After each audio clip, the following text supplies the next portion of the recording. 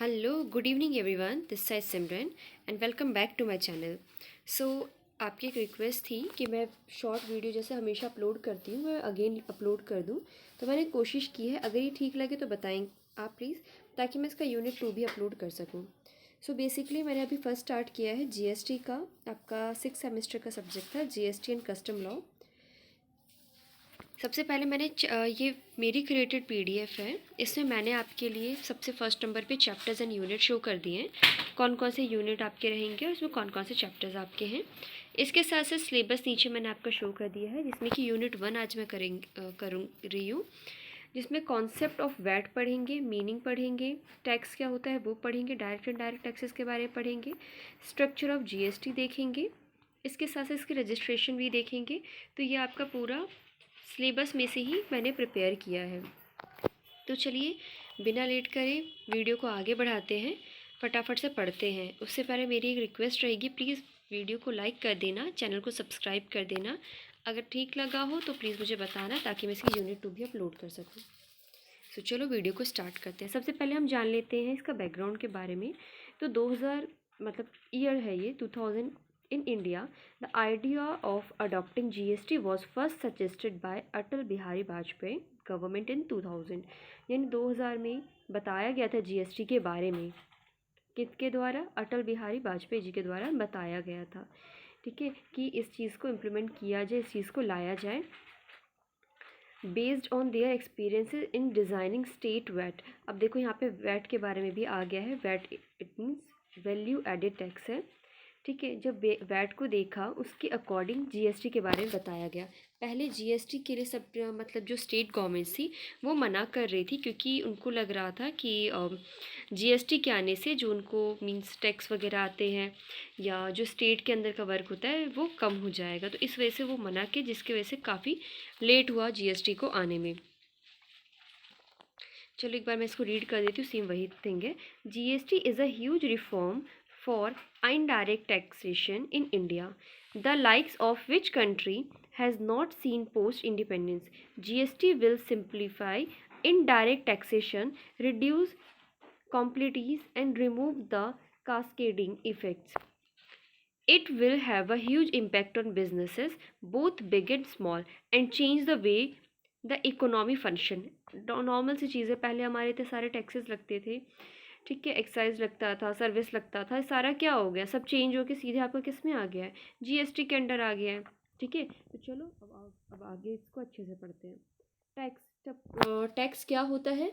The money that you have to pay to the government so that is provided public service. ठीक है, वो money, वो पैसे जो कि आप सरकार को पे करते हैं, किस चीज़ के लिए? ताकि गवर्नमेंट आपको प्रोवाइड कर सके पब्लिक सर्विसेज। ठीक है, सो अब हमारे टैक्स कितने टाइप के होते हैं? Tax are in 2 types.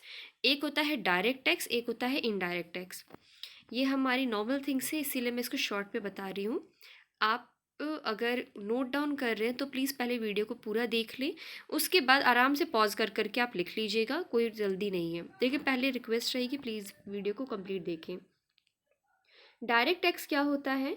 Direct tax वो टैक्सेस होते हैं जो कि हम गवर्नमेंट को डायरेक्ट पे करते हैं। इन शॉर्ट, मेरी इनकम टैक्स इसका सबसे अच्छा एग्जांपल है। मेरी इनकम हुई, उसके बाद मैंने उसका अपना आईटीआर फाइल किया एंड वो मैंने डायरेक्ट गवर्नमेंट को पे कर दिया, तो ये हो गया मेरा डायरेक्ट टैक्स। इनडायरेक्ट टैक्स क्या होता है? वो टैक्सेस जो कि मैं किसी सामान को खरीदने पे या फिर किसी के सर्विसेज पे जो मैं पे करती हूँ, वो मेरा आ जाता है इनडायरेक्ट टैक्सेस में। अब इनडायरेक्ट टैक्सेस पहले कई तरह के होते थे, लाइक हमारा सर्विस टैक्स होता था, कस्टम ड्यूटी और एक्साइज ड्यूटी। ठीक है, तो अलग अलग तरह के टैक्सेस होते थे जो कि इनडायरेक्ट टैक्सेस के अंदर इंक्लूड थे। ठीक है, यहाँ पे मैंने वैसे मेंशन कर दिया। अब जैसे कि एक मैंने डायग्राम यहाँ पे डाली हुई है, आप देख सकते हैं different type of direct and indirect taxes present in the figure. अब ये मैंने वैसे शॉर्ट में समझाने के लिए किया है कि टैक्स को हम 2 पार्ट में डिवाइड करते हैं, एक है डायरेक्ट, एक इनडायरेक्ट। डायरेक्ट छोटा है इसीलिए पहले बता देती हूँ। उसमें इनकम टैक्स रहेगा या अदर रहेगा। इनकम टैक्स में टैक्स ऑन इनकम, और अदर में है आपका इंटरेस्ट टैक्स या एक्सपेंडिचर टैक्स। ठीक है, अब इनडायरेक्ट में आ जाते हैं, क्योंकि मेन जो पूरा कॉन्सेप्ट है वो इनडायरेक्ट का ही है। तो इनडायरेक्ट टैक्स आपका दो पार्ट में डिवाइड हुआ था, गुड्स और सर्विस। हमारा जीएसटी भी यही है, गुड्स एंड सर्विसेज टैक्स। तो सेम गुड्स और सर्विस। अब सर्विस क्या है, तो सर्विस टैक्स आपकी है। गुड्स में क्या क्या है, जैसे एक्साइज ड्यूटी है, कस्टम ड्यूटी है, सीएसटी है, सेल टैक्स है, वैट है और अदर डिफरेंट टाइप के जो आपके हैं वो आपके इसमें इंक्लूड हो जाती है। तो इतने सारे टैक्सेस को हटाने के लिए ही आपका जीएसटी आया। जी मतलब गुड, एस मतलब सर्विसेज, टी मतलब टैक्सेस। ठीक है, अब यही आपका बताया गया है। अब इसके ऊपर कंट्रोल किसका रहता है?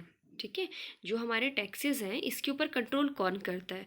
तो बेसिकली हमारे इंडिया में इस पे तीन तरह का कंट्रोल रहता है। ठीक है, एडमिनिस्ट्रेटर इसमें तीन तरह के गवर्नमेंट करती है। कौन कौन? सबसे फर्स्ट नंबर पे आ जाती है हमारी the union government, second number पे हमारी state government and third number पे हमारी लोकल गवर्नमेंट।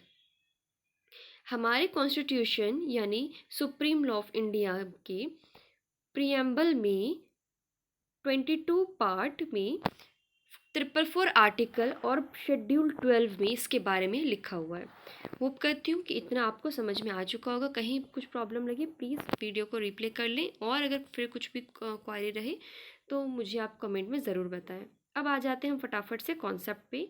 वैट का कॉन्सेप्ट, तो वैट का मतलब होता है वैल्यू एडेड टैक्स। वैसे तो इसका बहुत अलग अलग डिफरेंट डिफरेंट रहता है, लेकिन मैं शॉर्ट में बताऊँ, वैल्यू एडेड, वैल्यू एडेड से क्या लग रहा है कि किसी चीज़ की वैल्यू ऐड की जा रही है, किस में? टैक्स में। नॉर्मल सा समझना इसका, अगर कोई प्रोडक्ट बन रहा है, फॉर एग्जांपल मैं किसी चीज़ को तैयार, मैंने एक मशीन ली, मैं उसको तैयार कर रही हूँ, इट मीन्स पहले मैंने उसका रॉ मटेरियल लिया होगा, फिर मैंने रॉ मटेरियल पे भी टैक्स दिया होगा, मैंने मशीन ली है तो मैंने मशीन पे भी टैक्स दी है, राइट। तो जो मतलब एक प्रोडक्ट को बनने के लिए, मतलब एंड प्रोसेस तक आने के लिए जिस जिस स्टेप पे वो आ रहा है उसमें उसकी वैल्यू मींस उसमें मैं और चीज़ें ऐड की जा रही हूँ, सो इसीलिए आप इसको वैल्यू एडेड टैक्स के रूप में समझ सकते हैं। ये शॉर्ट वे था, इसलिए मैंने आपको बताया है। ठीक है, अब इसके वेरिएंट्स के बारे में पढ़ लेते हैं। इसके वेरिएंट 3 टाइप्स के होते हैं। एक होता है gross product variant, income product variant और कंजप्शन टाइप वेरिएंट। तो मैं इसको आपको थोड़ा सा शॉर्ट कर देती हूँ। जैसे कि आप 2 टाइप में वेरिएंट, एक प्रोडक्ट को आप 2 टाइप में लीजिए। फर्स्ट आपका रहेगा इनपुट और सेकंड वन आपका रखिए कैपिटल गुड्स। तो इनपुट में आपका क्या होगा, जैसे कि आपके रॉ मटेरियल्स हैं या ट्रेडिंग है, तो ये आपका इनपुट वाले में आ जाएगा। और कैपिटल में, कैपिटल गुड्स में आप जैसे कि कोई मशीन आपने परचेज कर लिया, ठीक है। अब आपका क्या है, जो वैट जो लगता है आपका, वो आपका कैपिटल गुड पे लगेगा। ठीक है, कैपिटल गुड पे आपका लगेगा। तो आपका जैसे कि मैं आपको बताती हूँ, ग्रॉस ग्रॉस वाले में आपका कैपिटल गुड का जो हमें मिलता है एग्जम्पशन, वो इसमें नहीं होता है। ठीक है, कैपिटल इनपुट इसमें नहीं मिलेंगे। अब इनकम प्रोडक्ट वाले में आ जाते हैं, हाँ इसमें मिलता है लेकिन डेप्रिसिएशन के फॉर्मेट में मिलेगा।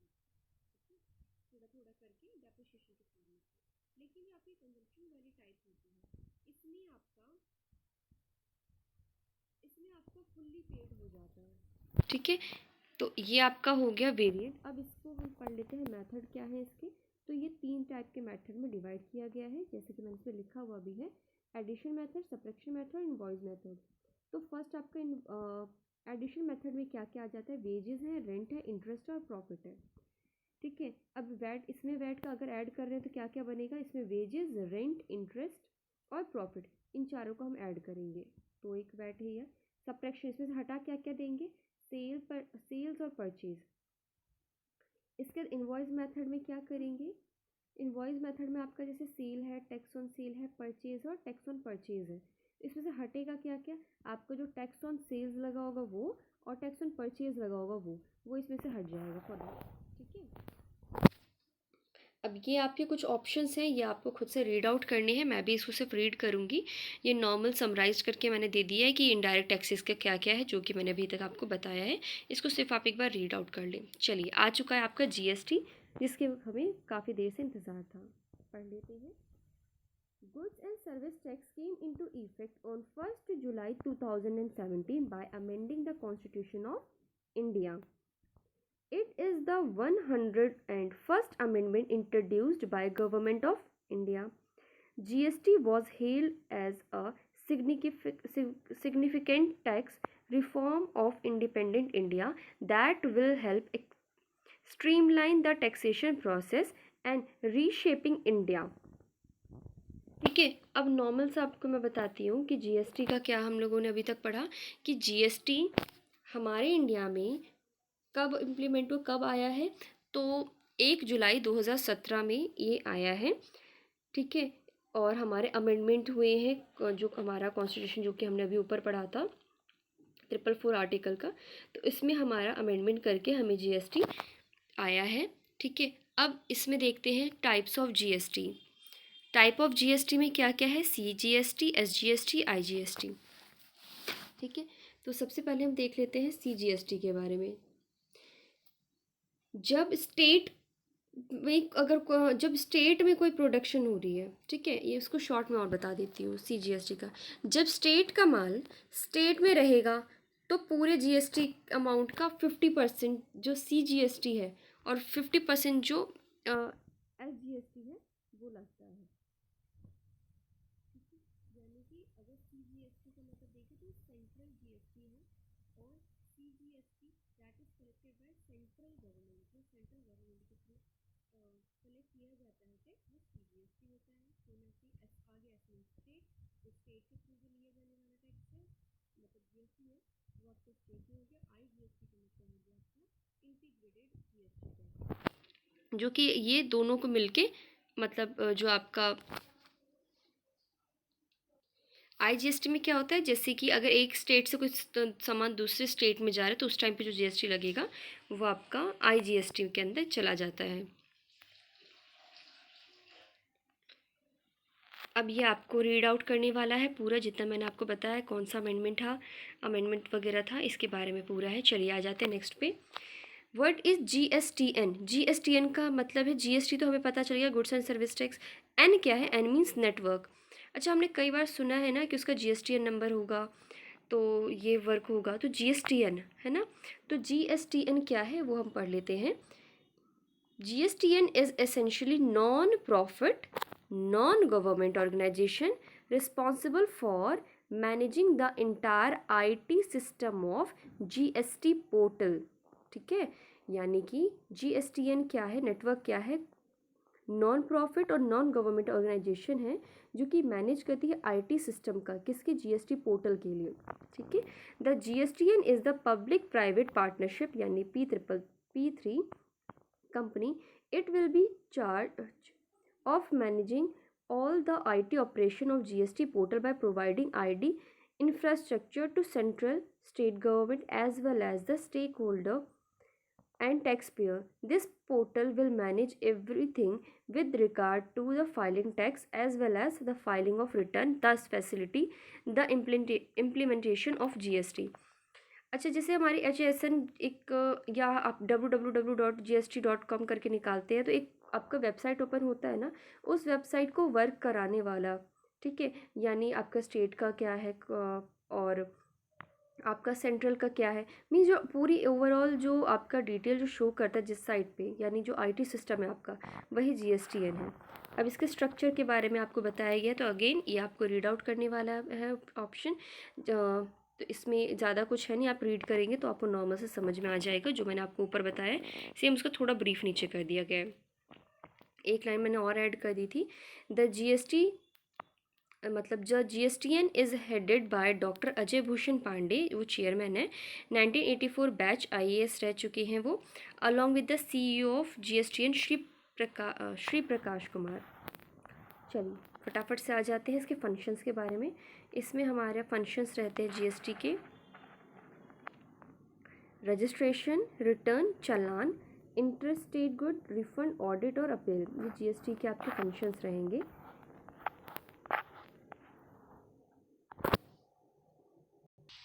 मैं आपको बता रही थी कि GST state compensation mechanism under GST क्या है।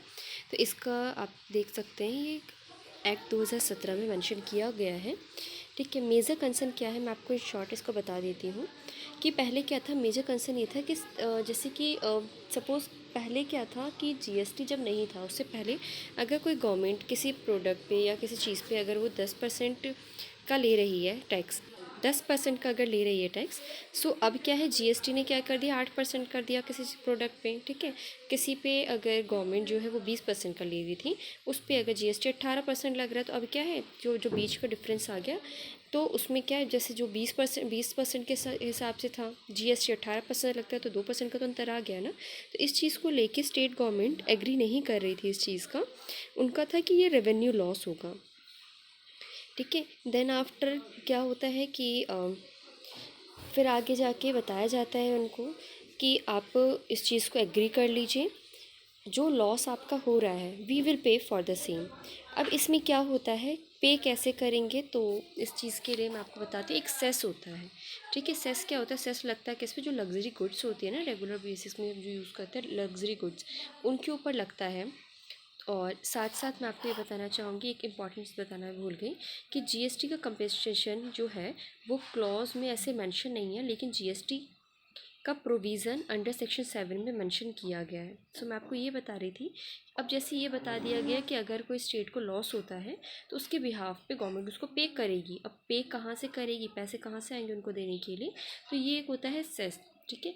सेस क्या होता है, जैसे जो लग्जरी गुड्स होती हैं उसके ऊपर जो लगने वाला टैक्स होता है 1% टू 25% के समथिंग ये रहता है, उसके ऊपर इंक्लूडिंग जीएसटी रहेगा, उसके हिसाब से ये आपका स्टेट में होने वाले लॉस को पे करते हैं, ठीक है। चलो नेक्स्ट पढ़ लेते हैं फटाफट से, रजिस्ट्रेशन ऑफ जीएसटी। रजिस्ट्रेशन करने के लिए जीएसटी में आपका जो डिटेल्स होनी चाहिए वो कुछ इस तरह से है। Individual register under the pre GST law. Second, business with turnover above the threshold limit, which is 40 lakh rupees, 10 lakh for the northeastern state and Jammu Kashmir, Himachal Pradesh and Uttarakhand. Casual taxation person or non-residential taxation person. Agent of a supplier and input service distributor. Those paying tax under the reverse charge mechanism. Person who supplies via e-commerce aggregate. Every e-commerce aggregator, person supplying online information and database access or retrieval service from a place outside India to a person in India other than a registered taxable person, ठीक है। ये तो है जो कर सकते हैं। अब जीएसटी का रजिस्ट्रेशन प्रोसेस हम देख लेते हैं। तो जीएसटी का रजिस्ट्रेशन प्रोसेस नॉर्मल से आपको वेबसाइट पे जाना है, ठीक है। वेबसाइट पे जाना है, वहाँ पे आप वो साइन का ऑप्शन आता है, आपको क्या क्या चीज़ें चाहिए वो आप देख लीजिए। आपको इसके लिए पैन कार्ड चाहिए, आधार कार्ड चाहिए, प्रूफ ऑफ बिजनेस रजिस्ट्रेशन और इनकॉर्पोरेशन सर्टिफिकेट चाहिए, identity and address proof of promoter या director with photograph, address proof of the place of business, bank account statement, cancelled check, digital signature और letter of authorization, board resolution of the authorise signatory. So ये रहा आपका दस्तावेज जिसमें आप registration करेंगे GST का। इसके साथ साथ वीडियो होती है एंड। चैनल पर फर्स्ट टाइम आए हैं तो प्लीज़ वीडियो को लाइक कर दीजिएगा, चैनल को सब्सक्राइब कर दीजिएगा। बीच में हो सकता है कहीं मिस्टेक हुआ तो प्लीज़ मेरे को कमेंट में करके बताएं, या इसका अगर नेक्स्ट पार्ट चाहिए तो प्लीज़ मुझे इन्फॉर्म करें। Thank you, bye bye.